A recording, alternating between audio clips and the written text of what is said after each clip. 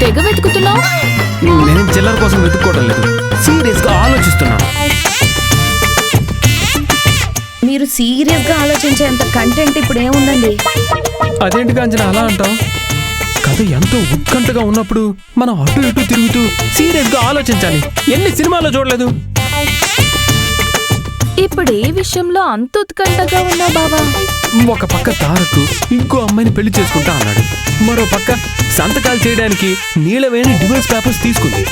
ఇప్పుడు ఆ పేపర్స్ మీద సంతకాలు చేస్తుందా చేయదా, చేస్తుందా చేయదా అని మనం కూడా ఉత్కంఠగా ఫీల్ అవ్వాలి. చలో నాతో పాటు మీరు కూడా టెన్షన్ పడండి. అయ్యో కర్మ, పక్కూర్లో వర్షం వస్తుందని ఈ ఊళ్ళో గొడుగేసుకొని తిరిగాడంట నీలాంటి. కాంచన, గొడుగేసుకొని ఈ ఊర్లో తిరగడం ఎందుకు? వర్షం వచ్చే ఊర్లో తిరిగితే బాగుంటుంది కదా. బావా, నిన్ను బాగు చేయడం మా వల్ల కాదు. ఇప్పుడు నేను ఏమైనా పాడైపోయానా బాగు చేయడానికి? కన్ను కాలు అన్ని బానే ఉన్నాయి కదా.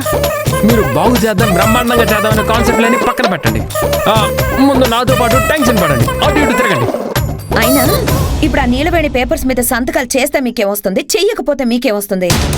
సంతకాలు చేయకపోతే నీలవేణి తారక్ భారీ స్థానంలో కంటిన్యూ అవుతుంది. సంతకాలు చేసేస్తే నీలవేణి వెళ్ళిపోయి ఆ స్థానంలో ఖర్చన వస్తుంది.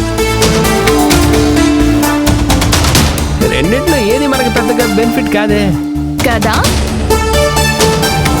మరెందుకు బిస్కెట్ కోసం తోకొప్పుతూ తిరుగుతున్న కుక్కలా అటు ఇటు తెగ తిరిగేస్తున్నా?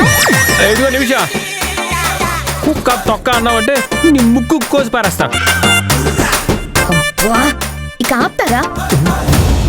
ఇప్పుడు మనం ఆలోచించాల్సింది ఈ ముక్కల గురించి తొక్కల గురించే కాదు. ఒకవేళ నీలవేణి డైవర్స్ పేపర్స్ మీద సంతకాలు చేసేసి ఇంట్లో నుంచి వెళ్ళిపోతే రేపు అర్చన ఆ స్థానంలోకి వస్తుంది.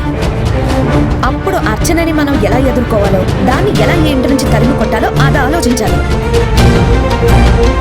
అక్క, తెల్లవారుజామునే కోడి కూస్తుందని రాత్రంతా మేల్కొనుందంట నీలాంటిదే. ఆ అర్చన వచ్చినప్పుడు ఆలోచిద్దాంలే, అప్పటి వరకు కూల్గా ఉండు.